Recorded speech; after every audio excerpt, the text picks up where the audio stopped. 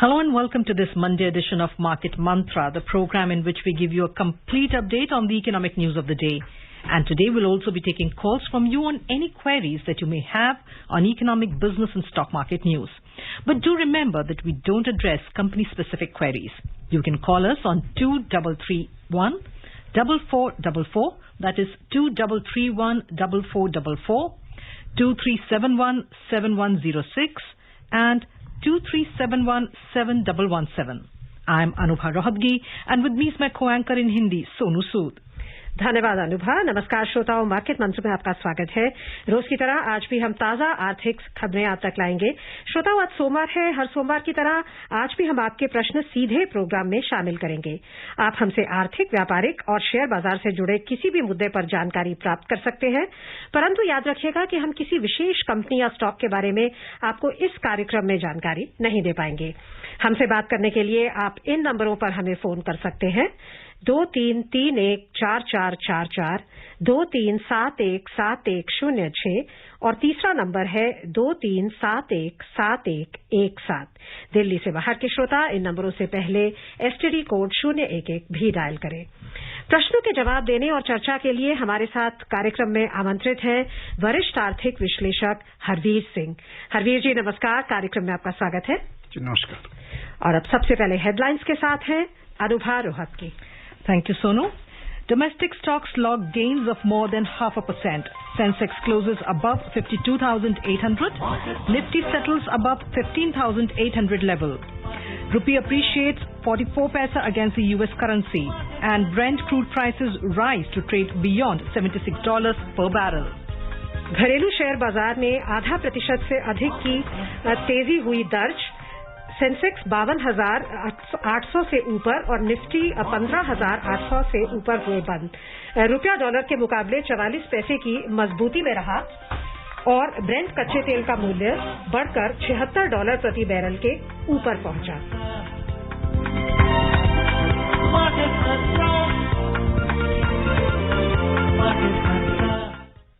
शुरुआत करते हैं शेयर बाजार से। बैंकिंग और वित्तीय कंपनियों के शेयरों में मजबूती के बल पर सेंसेक्स और निफ्टी आज तेजी के साथ बंद हुए। मिले जुले वैश्विक संकेतों के बीच दोनों सूचकांक 0.7% से अधिक की वृद्धि में रहे। बंबई शेयर बाजार का सेंसेक्स 0.75% की बढ़त से 395 अंकों की तेजी दर्ज करता हुआ 52,880 पर बंद हुआ। नेशनल स्टॉक एक्सचेंज का निफ्टी 0.71% की वृद्धि से 112 अंकों का उछाल दर्ज करता हुआ 15,834 पर बंद हुआ। व्यापक बाजार की बात करें तो यहां भी तेजी का रुख था। मिड कैप सूचकांक 0.35% की बढ़त में रहा और स्मॉल कैप सूचकांक में 0.78% की तेजी दर्ज हुई। The Sensex and the Nifty today closed with gains supported by gains in shares of banking and finance companies. Both stocks rose more than both indices rose more than 0.7% amid mixed global cues. The Sensex at the Bombay Stock Exchange climbed 395 points or 0.75% to finish at 52,880. The Nifty at the National Stock Exchange also gained 112 points or 0.71% to settle at 15,834. In the broader market at BSE, the mid-cap index rose by 0.35% and the small-cap index surged 0.78%. In the Sensex pack, shares of 22 companies climbed while 8 fell. SBI was the top gainer as it surged 1.9%, followed by Tata Steel, which gained 1.8%. Bajaj, Finserv and Larsen & Toubro both climbed 1.5%. On the other hand, Tech Mahindra plunged 1.3%, Dr. Reddy's Lab declined 0.7% and HCL fell 0.4%. In sectoral indices, shares of 18 out of 19 sectors climbed. Power sector shares, however, fell 0.3%. Realty sector was the top gainer, which added 2.8%. Metal rose 1.5% and BankX added 1.1%. Finance and basic materials sector stocks appreciated 1% each. The overall breadth of the BSE trade was positive as shares of 2,195 companies gained, while 1,146 fell. Shares of 165 companies remained unchanged. Mr. Singh, a very quick comment. This is the second straight session. Friday also the markets closed high. Today that was 165 points, but today of course it's almost 400 points. So are we expecting the bull run to continue, given the volatility that was there last week to a certain extent? Actually, we cannot rule out the volatility even at this stage. You know that our result season is going to start. Yes. So we have to see what kind of result company comes out with that. So it will also have a direct impact on market. But more or less, many things are favorable to the market. Liquidity is there, FPI is coming back, and U.S. economy is good. In that sense, I think. But more on domestic front it is, but at the same time we have to see that this PMI for service is also very low, contracted, and industrial production for that also manufacturing PMI also contracted. So these factors will also be looked by the not individual investors, but at least big investors, institutionals and all. और अब हमारे साथ phone line पर जुड़ गए हैं हसमुख देदिया मुंबई से। हसमुख जी, आपका स्वागत है। सवाल पूछिए। नमस्ते मार्केट मंत्रा टीम। जी नमस्कार। हाँ, मेरा प्रश्न हरदीप सिंह से ये है जी कि ये जो लिक्विडिटी ड्रिवन रैली चल रही है जी, तो आप जो आम इन्वेस्टर के लिए या छोटे इन्वेस्टर के लिए शॉर्ट टर्म में आपकी राय क्या रहेगी? Should we wait for an investment? मेरे ख्याल से please go ahead. or should we start investing SIP? Should you continue? Actually, देखिए, individual investor should look when he entered in the market or invested, what is his level of appreciation of his investment.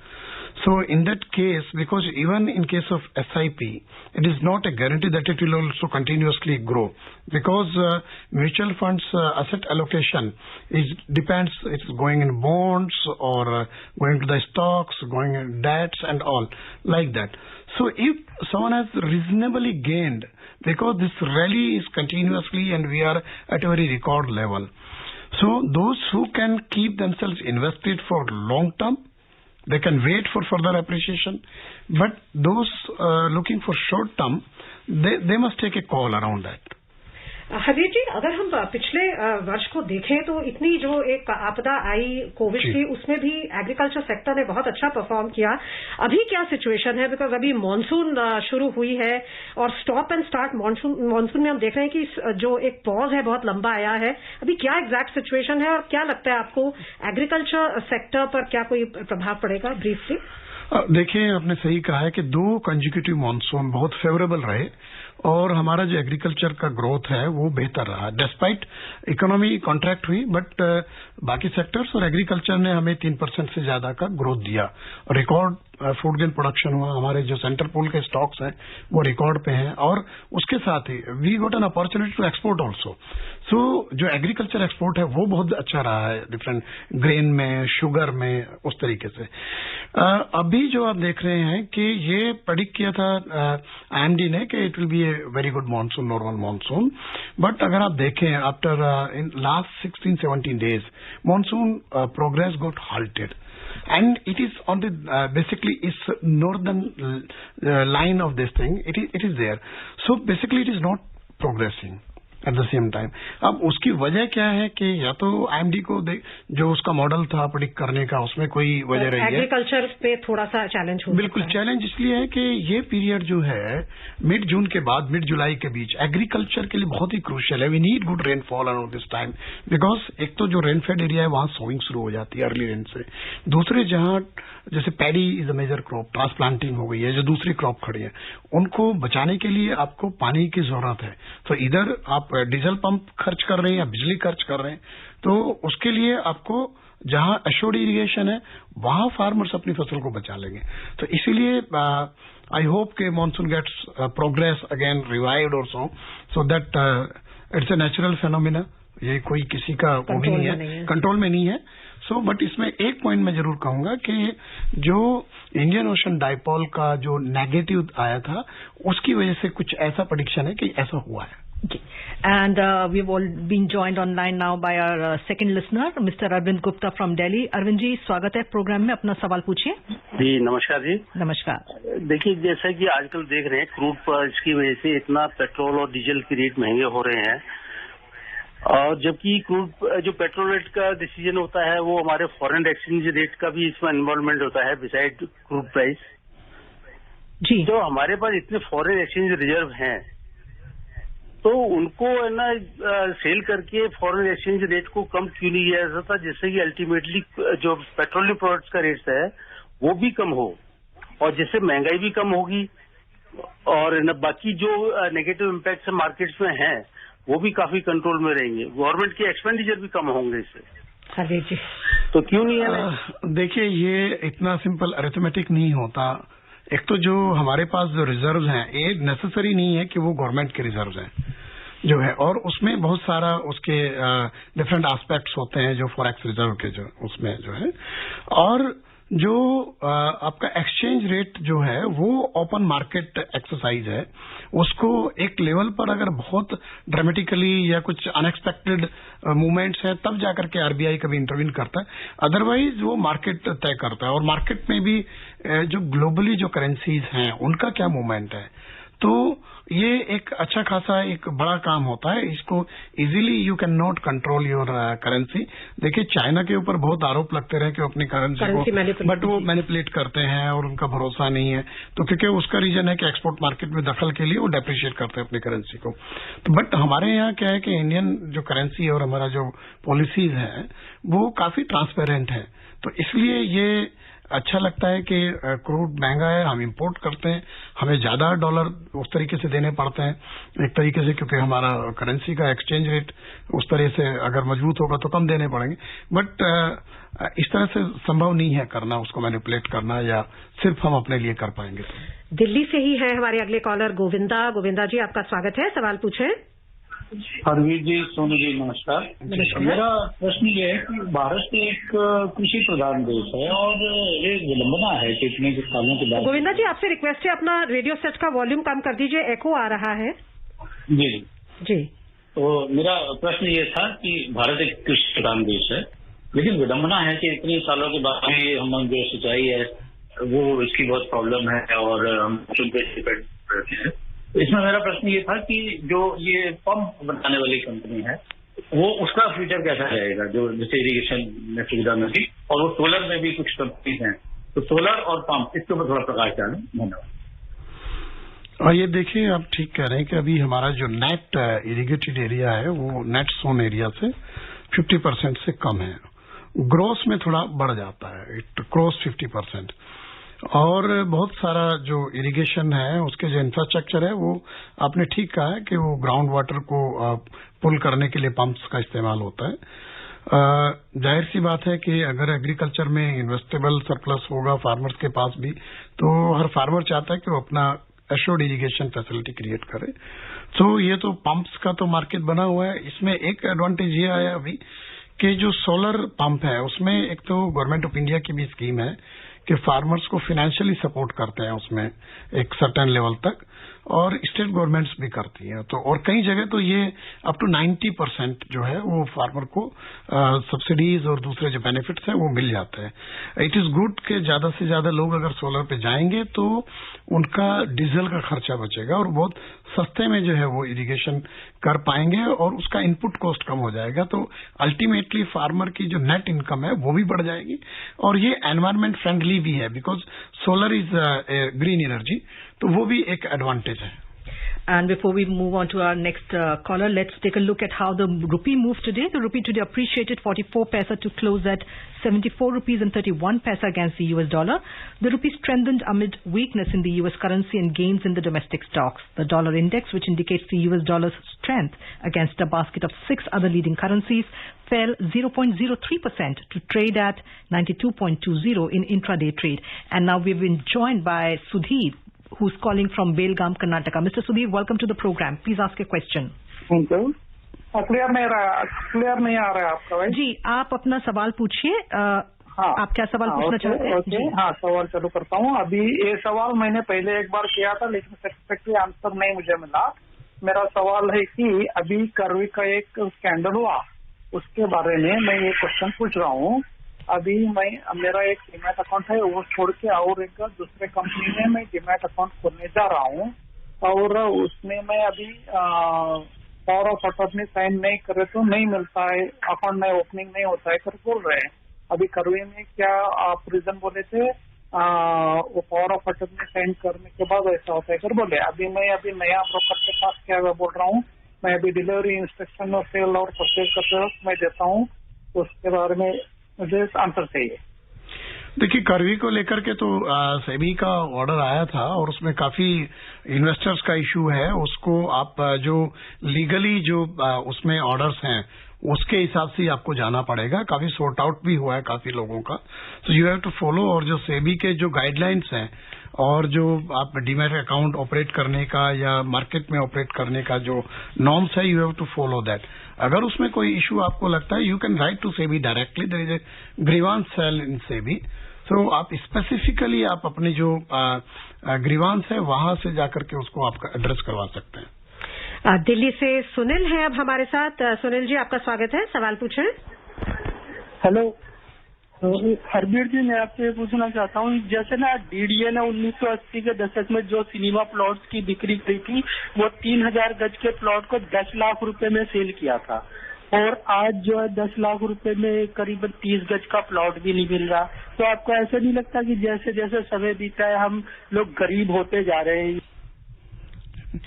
देखिए, दोनों पक्ष हैं उसमें कि जिसने उस वक्त वो प्लॉट लिया, अगर उसका मार्केट वैल्यूएशन आप देखेंगे, जो एप्रिसिएशन हुआ है, तो वो तो गरीब नहीं हुआ होगा, क्योंकि ये आप देखिए डिमांड एंड सप्लाई के साथ में आपकी जो अर्निंग्स हैं, जो वेजेस हैं और जो इकोनॉमी का जो साइज है, वो सब बढ़ता है प्रोपोर्शनेटली। तो इट डिपेंड्स कि अगर आप उस हिसाब से जो एवरेज आउट करते हैं चीजों को, if you are a good earner so it is easy for you. अगर आपका इकोनॉमिक स्टैंडिंग वीक है तो यू विल फील के आप वहां तक नहीं जा, तो ये नहीं मेजर कर सकते कि 3000 का प्लॉट दिया था, अब मैं 3000 कमाने वाला क्या करेगा। तो ये तो इकोनॉमी का एक अपना प्रोसेस होता है, तो इकोनॉमी का प्रोसेस इस तरह से आगे चलता है और उसी में इंडिविजुअल जो है उसका भी अर्निंग्स इकोनॉमी मूव करती है। And now we have Mr. Atalu Saha from Kolkata on the line. Yes, Mr. Saha. My name is Atalu Saha. I'm calling from Kolkata. I am regular listener of Market Mantra and Money Matter. My question is, sir, about bankruptcy, matter of country. Is it a new phenomenon inside our globalization era? This is my question, sir. Bankruptcy, actually, it is not a globalization phenomena. Basically, bankruptcy is it depends on company to company, organization to organization, whether they have lost out their entire paid up capital or they have heavy debts and they are called, they are going to bankruptcy. At the same time, we have this new code also. Insolvency code. So government created a mechanism.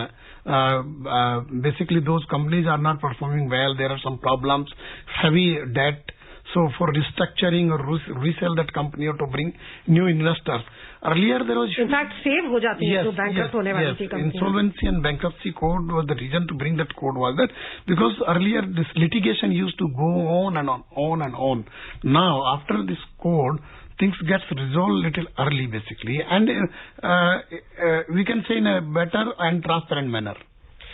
और अब हमारी regular collar Rinki Tiwari हैं बलरामपुर से। रिंकी जी नमस्कार, अपना सवाल पूछिए। जी नमस्कार मैम, मेरा सवाल है कि मैम जैसे कि हम देख रहे हैं कि जीएसटी के बाद चांदी बहुत महंगा हो गया, तो इसका रीजन क्या है, इसके पीछे ऐसा क्यों है, इससे थोड़ा बता देंगे। जीएसटी के बाद क्या चांदी के दाम कह रही है कि चांदी काफी महंगी हो गई है जीएसटी के बाद, क्या जी कोई कनेक्शन, क्या इसकी वजह है? नहीं, देखिए पहले भी जो वैल्यूएबल मेटल्स थे उनके लिए रेट्स थे, टैक्सेशन पहले भी था, और अभी भी जो ये हाई वैल्यू इस तरीके के मेटल्स हैं जिसमें बुलियन आता है बेसिकली, उसका जो रेट्स हैं जीएसटी के वो काफी कम है। तो जो महंगा होना जीएसटी की वजह नहीं है, वो मार्केट पे डिपेंड करता है, डिमांड सप्लाई और इंटरनेशनली मार्केट में ये मेटल्स किस तरह से मूव कर रहे हैं उसके ऊपर डिपेंड करता है। और अब हमारे साथ लाइन पर जुड़ गए हैं गाजियाबाद से गौरव। गौरव, आपका स्वागत है कार्यक्रम में, अपना सवाल पूछिए। Good evening Market Mantra team. Sir, ये NPK fertilisers, how much it can be replaced by organic fertiliser? Can they be totally replaced or not? That is one question. And second question is, इस साल क्या demand आएगी rural economy से? कोई two wheeler white goods या कम रहेगी demand because of rain? कैसे रहेंगे? Thank you. देखिए, एनपीके जो है वो एक फर्टिलाइजर नहीं है। NPK is a complex, nitrogen, phosphorus, potash, तीन मैं कहूंगा न्यूट्रिएंट्स हैं। ये तीन न्यूट्रिएंट्स को मिला करके ये कॉम्प्लेक्स फर्टिलाइजर बनता है और इसके अलग अलग ग्रेड हैं कि 12, 32, 16 है या कितना नाइट्रोजन कितना है, पोटास कितना है, फास्फोरस कितना है, वाटर जो डिमांड है कहीं सॉइल की उसके हिसाब से उसके there are 24 variants in this complex fertilisers जो सॉइल हेल्थ कार्ड के अकॉर्डिंग। तो इसलिए एक तो ये नेचुरली क्या है कि जब हमारे सॉइल में न्यूट्रिएंट जो है वो कम रह गए हैं तो इसलिए उसमें रिप्लेस करना पड़ता है। और कुछ लैंड ऐसी होती है जिसमें वो पहले ही डेफिशिएंट होता है तो यू रिप्लेस दैट। तो इस तरीके से ये होता है। जहां तक आपने इसलिए उसका कोई हम एक ऑर्गेनिक सब्स्टिट्यूट नहीं खोज सकते, ये मेरा अपना मानना है। दूसरा, ये आपने कहा कि रूरल अभी तक देखिए कि मॉनसून अगर अच्छा परफॉर्म करता है तो रूरल इकोनॉमी से डिमांड निकली है पहले भी अच्छी। Tractor sales reached at very high, fertiliser sales last year increase by 20% और पेट्रो जो एग्रोकेमिकल्स है उनका भी, और हाउस होल्ड गुड्स की डिमांड भी। लेकिन एक चीज है कि इस बार एक फर्क है, ये कोविड का जो सेकेंड वेव है पहले उसने रूरल एरिया को उस तरह से अफेक्ट नहीं किया था। This time it went rural area और उसमें जो लोगों का जो एक्सपेंसेस हैं वो काफी सारा मेडिकल एक्सपेंसेस हुए हैं। इसका मतलब उनका जो बाकी चीजों पे जो खर्च के लिए पैसा है उस पे इम्पैक्ट आएगा। दिस इज माय असेसमेंट कि हो सकता है कि नॉर्मल से थोड़ा कम डिमांड वहां से निकले। फिर लोग थोड़ा सा प्रिकॉशन भी ले रहे हैं, कॉशियस भी हो गए हैं, थोड़ा अपने आप को सेविंग की तरफ ले जा रहे हैं कि कोई बात करते हैं हम लोग थर्ड वेव आएगा क्या, ये सब होगा। सो health is the first priority for any family in the country now. अगले कॉलर है मुंबई से गोपाल जी, आपसे रिक्वेस्ट है आप हमारे साथ बने रहिए। अंतर्राष्ट्रीय बाजारों पर एक त्वरित नजर डाल के आपसे बात करेंगे। स्थानीय टेक कंपनियों पर चीन द्वारा उठाए गए कड़े कदमों से जुड़ी चिंताएं बढ़ने के बीच एशियाई बाजारों में आज रुख मिला जुला रहा। हालांकि अमेरिका की रोजगार से जुड़ी रिपोर्ट उत्साहजनक रहने से निवेशकों के उत्साह को बल मिला। चीन का शंघाई कंपोजिट सूचकांक, दक्षिण कोरिया का कॉस्पी और सिंगापुर का स्ट्रेट्स टाइम्स सूचकांक 0.4% की बढ़त में रहे, लेकिन हांगकांग का हैंगसेंग और जापान का निकेई दोनों 0.6% की गिरावट में रहे। यूरोपीय क्षेत्र की बात करें तो दिन के कारोबार में ताजा समाचार मिलने तक यहां बढ़त का रुख था। लंदन का फुट्सी 0.5% की वृद्धि पर था और फ्रांस के कैक में 0.3% की बढ़त थी। जर्मनी के डैक्स में कोई खास बदलाव नहीं हुआ था। गोपाल जी, आपका स्वागत है और आप सवाल पूछिए। अपने रेडियो सेट की जो वॉल्यूम है उसे थोड़ा हल्का करिए। हाँ जी। हम आरके श्रीमान, नमस्कार जी। मेरा एक ही सवाल है लेकिन थोड़ा सवाल बड़ा है और मुझे इसका जवाब बहुत जरूरी चाहिए क्योंकि मेरे को ये लोग नहीं तो परेशान कर रहे हैं, बैंक वाले और ये सिक्योरिटी वाले, डीमैट सिक्योरिटी वाले।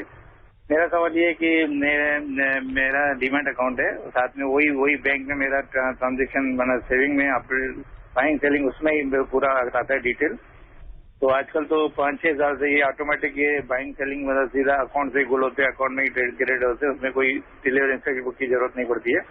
तो मेरा प्रॉब्लम ये है कि मेरा सेकंड होल्डर था, उसका ऑलरेडी डेथ हो चुका है 6 साल पहले, मेरी मदर थी, लेकिन मैं फर्स्ट होल्डर है तो मैं अभी तक उससे ट्रांजेक्शन कर रहा हूँ।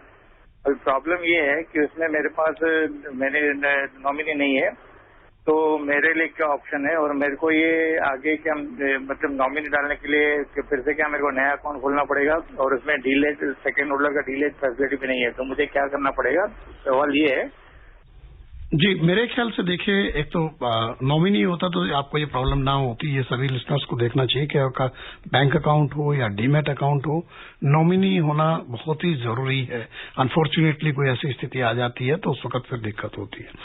लेकिन उसमें आप एक एफिडेविट डिपॉजिट कर सकते हैं कि ये मैं उनका हेयर हूं और उनको मुझे एक तरीके से मेरे पास बनता है उनका जो भी उनके आगे के जो भी एसेट्स हैं उसमें मेरा राइट है। अदरवाइज आप इसके लिए आप कोर्ट जा सकते हैं, कोर्ट में एक एप्लीकेशन लगाएंगे and then you will get a direction from the court. And now we have online Mr. Rajgopal from Chennai. Mr. Rajgopal, welcome to the program, but please lower the volume of your radio set and... Yes, I lowered, madam. Yes, please, ask your question. Hello? Yes. Hello? Hello, yes. Hello? Are you hearing me, madam? Yes, we can hear you, Mr. Rajgopal. Please ask your question. And please lower the volume. Your radio set is on a very high volume right now.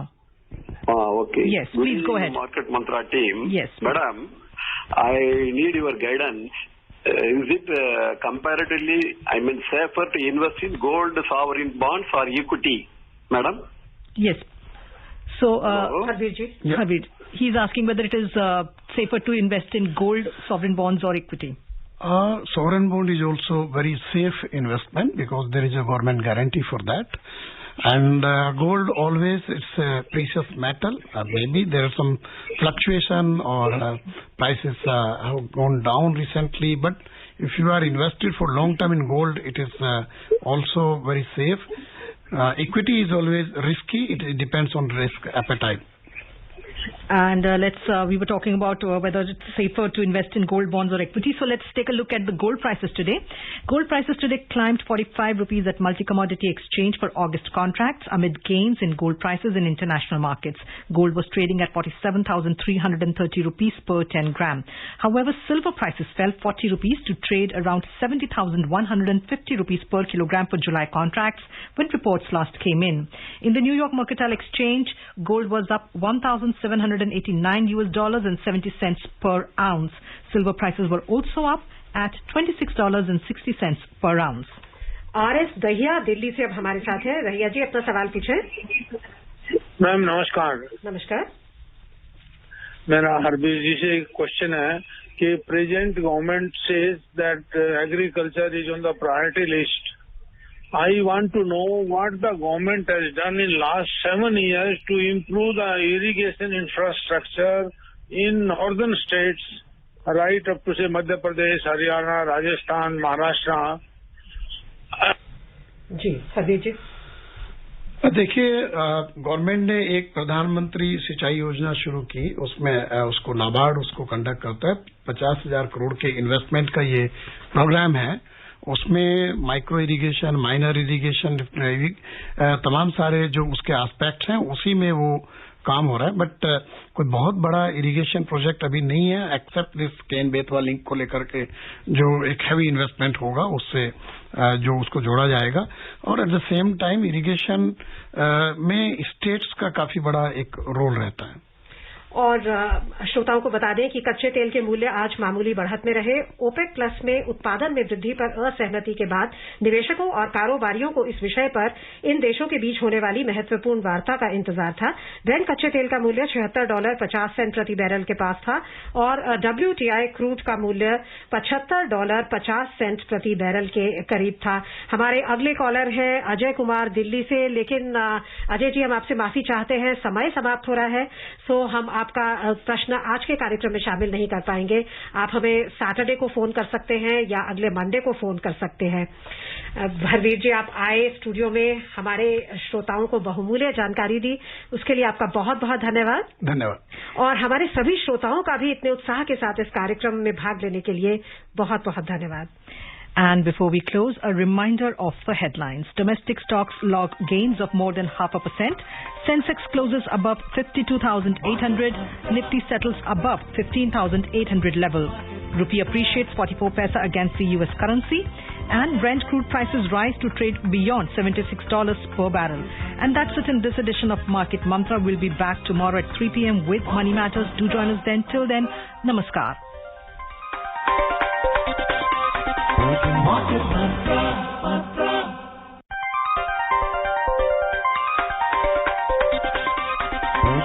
आपको